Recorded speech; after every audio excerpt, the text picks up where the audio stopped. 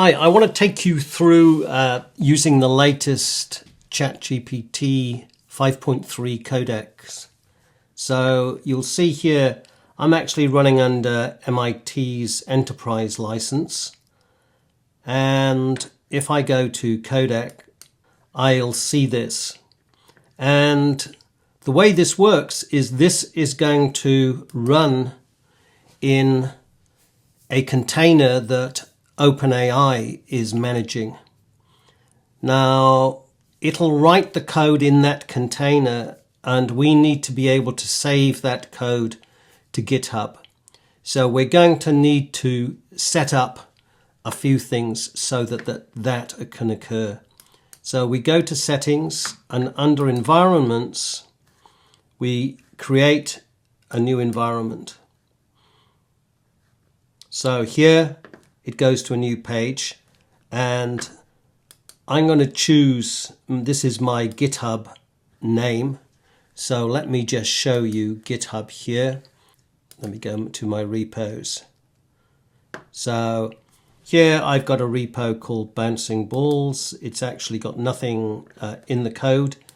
So if I look at the code, it's empty. But what we're going to do is we're going to write to this. So to do that, we need to go to our settings. So we go down to our GitHub settings. And if I scroll down here, we can go to Applications. And here we need to connect our codec, ChatGPT codec. So we go to that, and I'm giving permissions of read and write to all my repos. We could do a selective repo, but I'm going to do all of them. So we save that, and now we go back to our codec. So here on our codec, and we can search for the repo. So I'm going to go Bouncing Balls, and we'll choose it. And here we've got the name.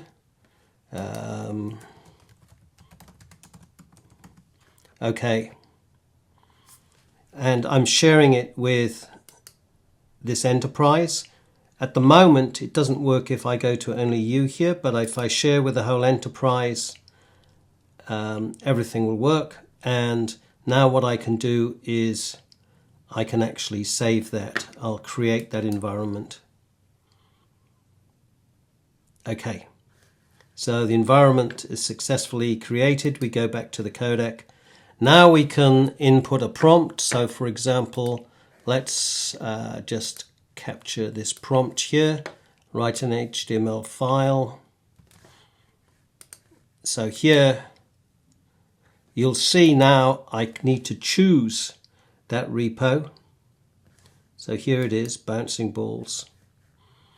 Now I can put in the prompt, and we can let it go. Yeah, it's working on my task. So it's downloading the repo into the container that this is running in. So this is running, as I say, under a container managed by OpenAI somewhere, probably in the Azure cloud. And now it's developing code. And what eventually we'll do is we want to copy that code into our GitHub repo so that we've got access to it. So here you can see what it's doing.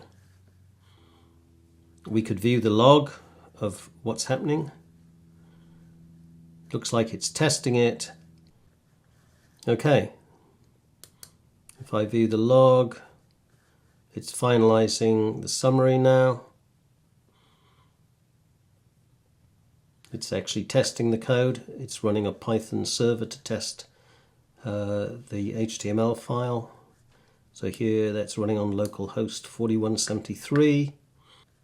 Okay, it's creating the repository content. Okay, so now this is the code that it's written, and we can create here our repo. So this is going to write it up to our repo. Now we can do various things here, like we can check the code. Here's a preview of it. Let's go to our repo now and check the code. Go to bouncing balls. We should see a pull request. Yep, we've got a pull request. So let's go to that. Let's merge that request. Okay, so that's merged. If we go to the code, we'll see that we've got now, there's our code. We could, so for example, we could test it. Here, let me go and spin up a code space. Okay, and in that code space, let's see, it's finishing the setup. Yeah, here we go. Okay, what we can do is just go live, and here's our bouncing balls, and here they are. Add 5 more. Let's squish it down a bit so we can see the whole thing. Actually, it looks pretty good. Okay, so we've got the code up in our bouncing balls repo here, and what we can do is we can try it in our IDE. So if we click on, we can clone the repo. So this is going to go to GitHub. It's going to figure out which repo we were doing the bouncing balls. So we're going to select where we're going to put it on our own machine. So I'm going to put it under courses here. And we can open it. So here we've got the code now, and we can run it on our local machine here. And okay, it looks, add some balls. Okay, so that's running under VS Code. We can make changes here and push it back up to our repo.